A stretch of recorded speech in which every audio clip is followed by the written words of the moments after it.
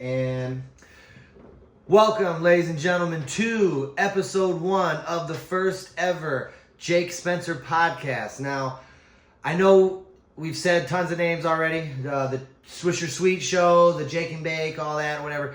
As of right now, no official name. Don't want to get copyrighted, don't want to get trademarked, don't want to get in trouble, don't want to get whatever. So as of right now, we're just going to call it the Jake Spencer Show. Welcome, episode 1 of the Jake Spencer Show. I am here with the one and only owner of Fightflix, the man who I'm not going to say started, but the man who definitely reinvented backyard fighting, MMA, boxing, all that. BK Gifford. How you doing today, my man? How you doing? Taking a little shot there. I'm doing all right. You know, just living day by day, getting where I need to be in life, and doing all right. Doing all right. I got you, man. Sweet. Well, I gotta ask. I guess what's the main question in everybody's mind is how did this get started, man? What made you want to start Fightflix? What made you want to start it is because back in 2019 and 2020, one of the good friends died. His name was Tyler Truziak. He died because he was at a party. Tyler Truziak. Rest in peace, Tyler.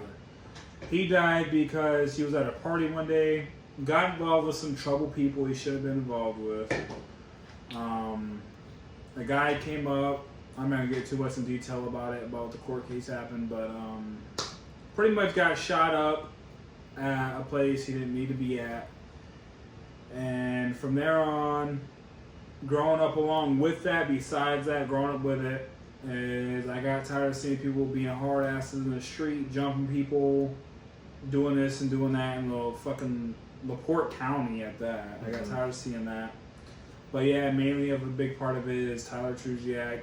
He got shot and killed, so I made something in honor of him for his death, and it went from there. Okay, well that's awesome, man. I'm glad that. So it's a little more of an honorary kind of thing. What started off to be an honorary thing, but then led to a bigger cause a bigger cause for sure. Helped out a lot of people. Well, that's for sure. I gotta say. So for those who don't know or may know. I was actually on Fightflix a few times. I did a few matches. I can say that. So if anybody could say they've done it and could talk about it, I feel like I could be the guy. So speaking of, what was your first match? What was my first match? I asked you many times to come to Fightflix because I knew you were going to be the guy. Okay. But I forgot who your first match was. I know you had Music Man. You had your last matches with Outlaw. So. Music Man actually was the first match. So shout out Music Man. Yeah, it was Music Man. That was my first one. And then the second one was the Warrior. The Warrior. That was the second one. So I can say, and it's on video and on YouTube on Fightflix, so go ahead and check out the YouTube channel anytime you get. I can say I'm 3-0 on there, so I guess I could 3-0. I guess I can toot my own horn there, right? But so I gotta ask. I know we got another family member on there. We got a few other. So I heard you're working with a new business partner here. You got a new season coming. You got a lot of big things. You're starting to do amateur. You're starting to do a lot more of sanction. There you go. That's the word I was looking for. A lot more sanctioned fights. What is the bigger picture here for you? What is your goal here? The bigger picture with that is we're trying to bring in more fighters. We're trying to show you that Fightflix is the place to be, as it always is. We made combat sports big in LaPorte, Indiana. We made it big in LaPorte, Indiana. And what we're wanting to do is, what the new owner wants to do, and I think it's brilliant what he wants to do. He wants to make me the scouter who comes back, watches the backyard fights, and says, this is it. This is our guy. I want to sign him over to USA Boxing or wherever the MMA organization is or anything he's good at. We want to sign him over to sanctions and he'll go with me, go up higher. And it's pretty much like how you look at it with WWE standpoint. I guess you can look at it that way. We'll start you off in backyard, which is NXT.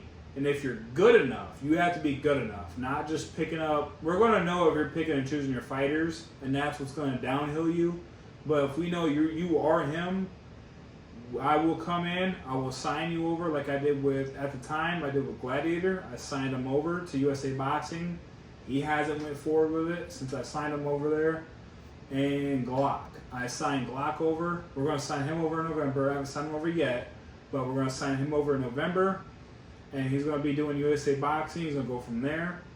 And that's what their vision is with it. They want to get street fighters in the yard. That's all they want. They don't want amateurs there. They want straight street fighters who think that they're hard or whatever. They want you to go from there.